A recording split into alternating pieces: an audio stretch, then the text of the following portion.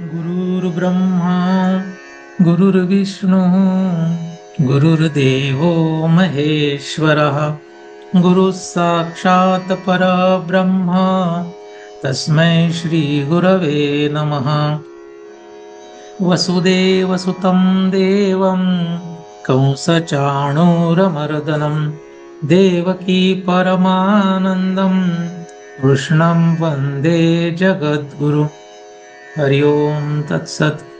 हरि ओम तत्सत। हरि ओम तत्सत। सद्गुरुनाथ भगवान की जय। चैतन्य आश्रम आळंदी देवाची, पुणे महाराष्ट्र भारत। संस्थापक ब्रह्मीभूत सद्गुरु श्री अनाप महाराज। इनकी असीम कृपा से हम लोग यहाँ पर श्री विद्यारण्य स्वामी एवं श्री भारती तीर्थ मुनि इन्होंने लिखा हुआ पंचदशीय ग्रंथ इसका अभ्यास कर रहे हैं। इस वर्ग में आप लोगों का पुनः स्वागत है। तत्व विवेक, इस पहले प्रकरण में हम लोगों ने 7 श्लोक देखे हैं। आज हम लोग 8वां श्लोक देखेंगे। यमात्मा परानंदः परप्रेमास्पदं यतः मानभुवं हि भूयासम् इति प्रेमात्मनीक्ष्यते। अवतरणिका। संविद एक नित्य और स्वयं प्रकाश है। ऐसा सिद्ध करने पर आत्मा संविद है और वह परमानंद है, ऐसा इस श्लोक में कहते हैं। इयम, यह जो शब्द यहाँ पे इस श्लोक में लिया है वह स्त्रीलिंगी शब्द है। इसका कारण है संविद के लिए यह शब्द यूज हुआ है। आत्मा, इसका अर्थ होता है आत्मा। पर आनंद, पर आनंद माने कि परमानंद, परम आनंद। पर प्रेम आस्पदम, पर का अर्थ होता है परम, प्रेम आस्पद का अर्थ होता है स्थान, निवास। नपुंसक लिंगी यह शब्द है और इसकी ये प्रथमा है, तो इसका अर्थ होगा परम प्रेम का स्थान। यतः, इस वजह से, इस कारण से। मां का अर्थ होता है नहीं, न भुवम, ना रहूं। ही माने कि क्योंकि, भूयासम, रहूं, ऐसा। इति का अर्थ होगा प्रेम, प्रेम का अर्थ होगा खुद में। यह आत्मनि का अर्थ है। यहां पर आत्मनि यह शब्द जो दिया है इसका अर्थ खुद में, ऐसा हमने लिखा है। वास्तविक रूप से यह खुद शब्द जो समझना जरूरी है, मैं ऐसे हम जिसको कहते हैं। तो यहाँ पे नीचे आप देख सकते हो कि आत्मनि का 2 तरीके से अर्थ हमने दिया है। एक व्यावहारिक दृष्टि से और दूसरा पारमार्थिक दृष्टि से। आत्मा को ही व्यावहारिक दृष्टि से मैं कहेंगे और मैं को ही पारमार्थिक दृष्टि से आत्मा कहेंगे। ऐसा यहाँ पे आत्मा शब्द है और उससे यह आत्मनि शब्द बना है। इक्ष्यते, दिखाई देता है। तो इस तरीके से आप देख सकते हो यहाँ पे पदच्छेद और शब्दार्थ दिया है। भूयासम और भूवम, ये 2 शब्द आप देख सकते हो। तो ये भूभव इस धातु से बने हैं, जिसका अर्थ होता है रहना, अस्तित्व। और इसके कारण इसके अर्थ हमने ऐसे दिए हैं। न भुवम, ना रहूं, ऐसे होगा। और भूयासम का रहूं, ऐसे अर्थ होगा। अन्वय। इयम आत्मा, इसका अर्थ होगा अन्वयार्थ, यह आत्मा। पर प्रेमास्पदम यतः परानंदः, परम प्रेम का स्थान, इस वजह से परम आनंद है।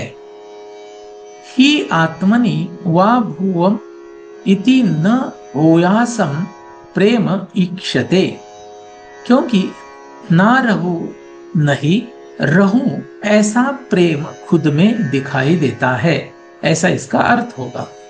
इसको थोड़ा और समझते हैं, सरल अर्थ और थोड़ा चिंतन इसके ऊपर हम लोग करेंगे। यह आत्मा, यह माने कि कौन? तो मैंने पहले शुरुआत में आपको बताया कि यह इयम जो है संविद के लिए यूज किया है।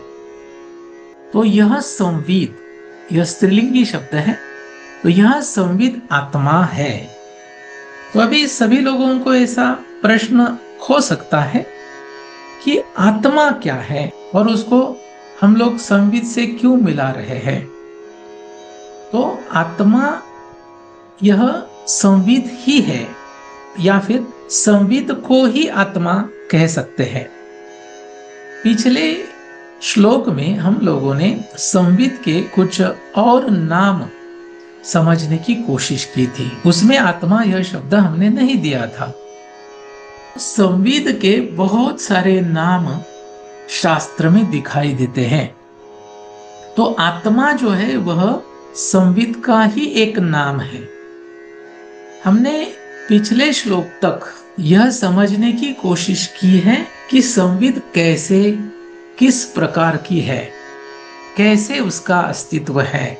तो सबसे पहले हम लोगों ने देखा था कि जागृति अवस्था जो है उसमें शब्द, स्पर्श, रूप, रस, गंध आदि विषय होते हैं। तो ये विषय जो है वो भिन्न है, ये सभी लोगों को पता है।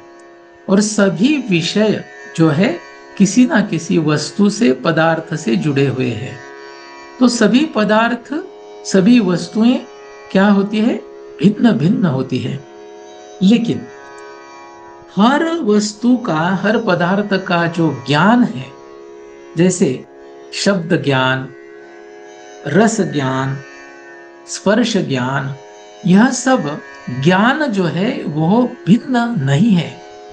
तो जागृति अवस्था में जितने भी पदार्थ हमें दिखाई देते हैं, जिन पदार्थों को हम जानते हैं, वह सभी पदार्थ भिन्न है, लेकिन उनमें रहने वाला ज्ञान एक ही है, वह भिन्न नहीं है।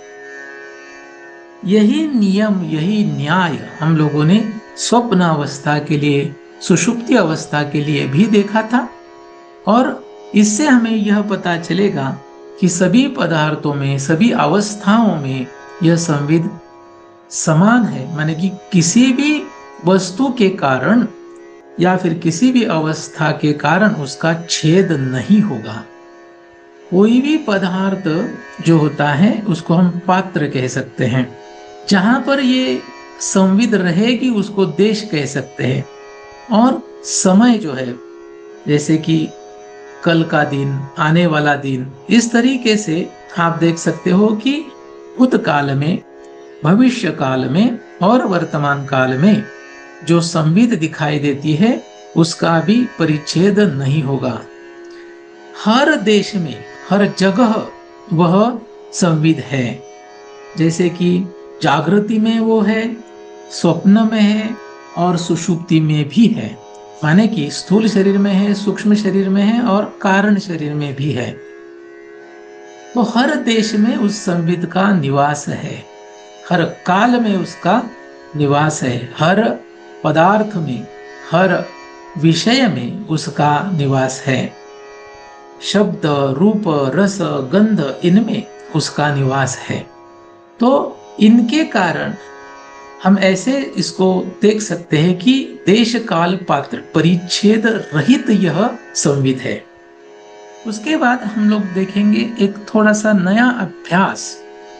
संविद जो है चार अभाव से रहित वस्तु है। कौन कौन से अभाव से रहित है? प्राक अभाव, प्रध्वंस अभाव, अत्यंत अभाव और अन्योन्य अभाव। इनसे रहित यह वस्तु है। इनको समझने के लिए एक एक अभाव हम लोग यहां पर समझने की कोशिश करते हैं। पहला अभाव, प्राक अभाव। यह अभाव समझने के लिए एक उदाहरण लेंगे। घट।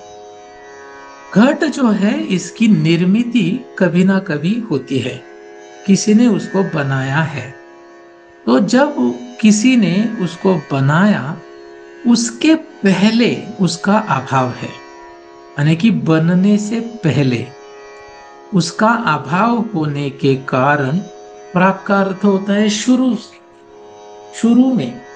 तो शुरू के पहले वो अभाव में है, यानी कि उसका अस्तित्व नहीं है। तो घट इस पदार्थ का बनने से पहले अभाव है, माने कि हम कहेंगे घट को प्राक अभाव है। अभी जो वस्तु निर्माण होती है उसका नाश होता ही है, ऐसे हमें दिखाई देता है। तो घट अगर निर्माण हुआ तो घट का कभी ना कभी नाश होगा ही। तो नाश के बाद उसका अभाव होगा, उसका अस्तित्व नहीं रहेगा। तो प्रध्वंस माने कि उसका नाश, नाश होने के बाद घट का अभाव होने के कारण घट को प्रध्वंसा अभाव है। घट के माध्यम से दो अभाव समझने की कोशिश की। अभी तीसरा जो अभाव है वह है अत्यंत अभाव। इस सृष्टि में ऐसी कुछ वस्तुएं हैं जिसका अत्यंत अभाव है। कोई भी काल में जो वस्तु नहीं होती है उसका अत्यंत अभाव होता है। जैसे घट जो है वो बनने से पहले नहीं था, माने कि वो भूतकाल में नहीं था, लेकिन वो अभी बन गया तो वर्तमान काल में तो वो है। तो घट का अत्यंत अभाव नहीं मान सकते। कुछ वस्तुएं ऐसी होती है जो कि अभी तक उसकी निर्मिति नहीं हुई है, लेकिन भविष्य काल में उसकी उत्पत्ति हो सकती है। तो भविष्य काल में जिसकी उत्पत्ति हो सकती है उसका भी अत्यंत अभाव हम लोग मान नहीं सकते। तो ऐसे कुछ पदार्थ है जिनका तीनों कालों में अभाव है।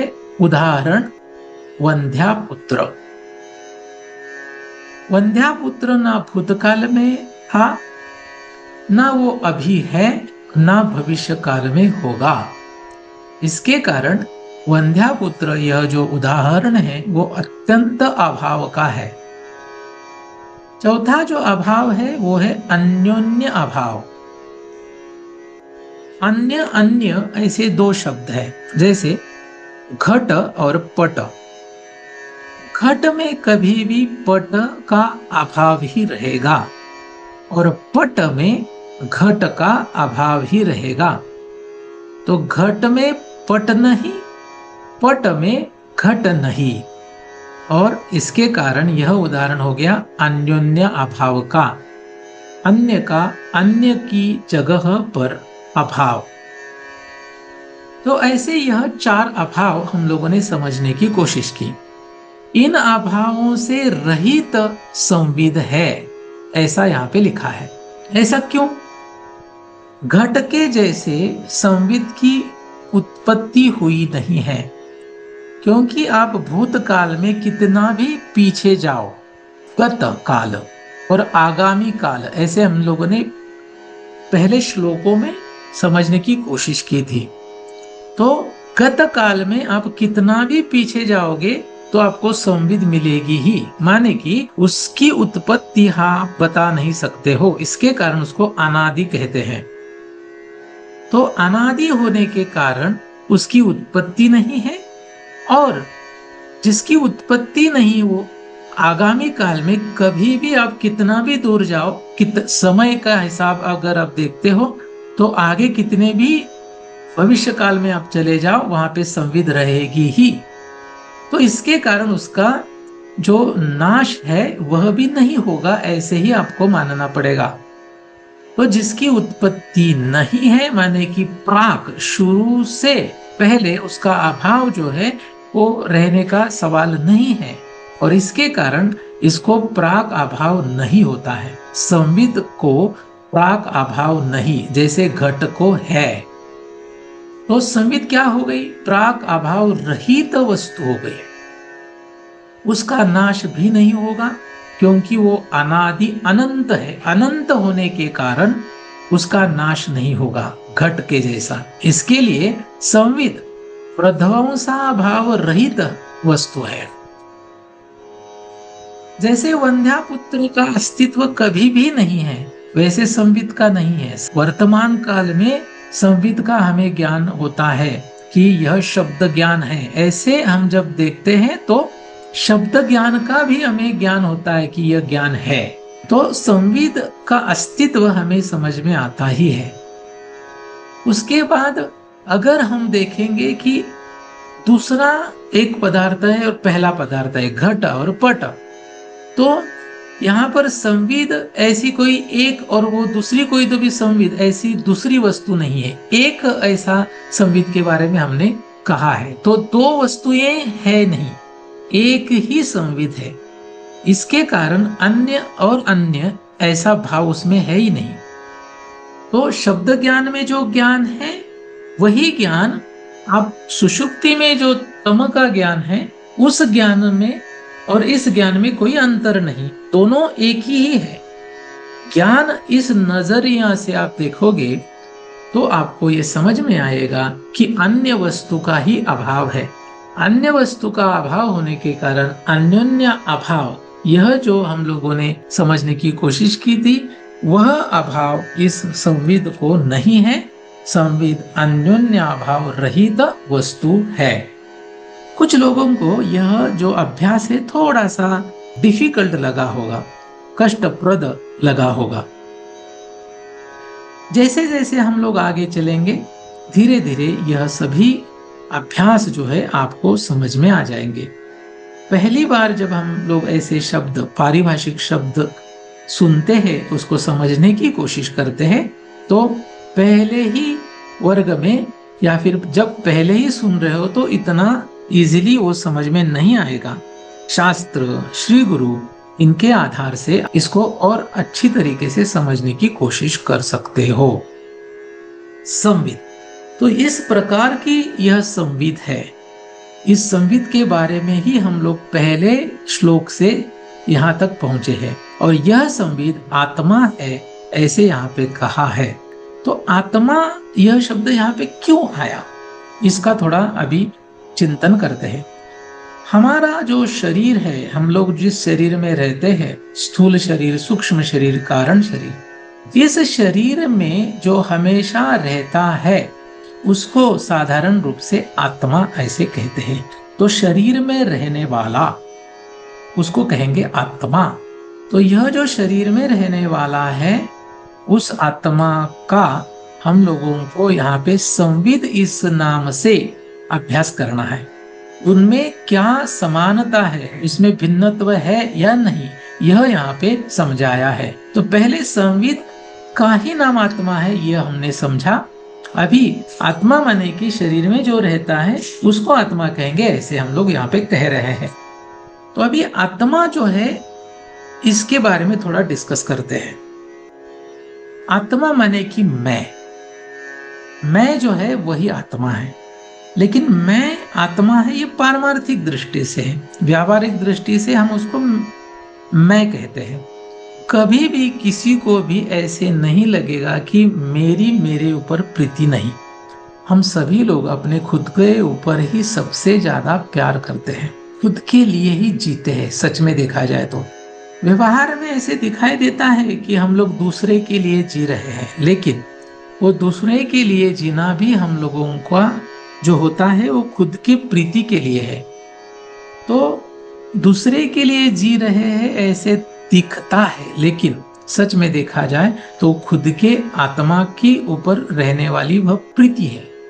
तो आत्मा ही हमारा परम प्रेम का स्थान है। सबसे ज्यादा प्रीति हमारी आत्मा में ही होती है, मैं में ही होती है। मैं, इस वजह से यह जो आत्मा है जिसको हमने संविद अभी कहा, तो यह संविद रूप आत्मा परमानंद है, ऐसा यहाँ पे दूसरा वाक्य है। अभी इसको और थोड़ा सा समझने की कोशिश करते हैं।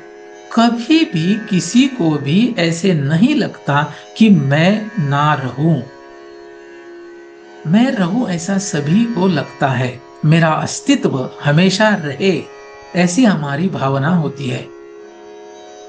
तो हमारी जो खुद के बारे में यह भावना है, मैं के बारे में जो भावना है, मैं रहूं, में ना रहो, ऐसे कभी नहीं होना चाहिए। ऐसे वास्तव में होता है या नहीं ये हम लोगों को पता ही है। हमारे अंतःकरण में ऐसा भाव रहता है, ये सब लोगों को पता है। तो इसका अर्थ क्या हुआ? मैं सदा रहूं ऐसा खुद के लिए प्रेम दिखाई देता है। तो आत्मा यह परम प्रेम का स्थान है और इसके कारण वह परमानंद है, ऐसे इस कारण की वजह से हम स्पष्ट कर सकते हैं। तो इस तरीके से आज हम लोगों ने यहाँ पर संवेद का थोड़ा एक अधिक अभ्यास समझने की कोशिश की, और संवेद ही आत्मा यहाँ पे कहलाई गई है।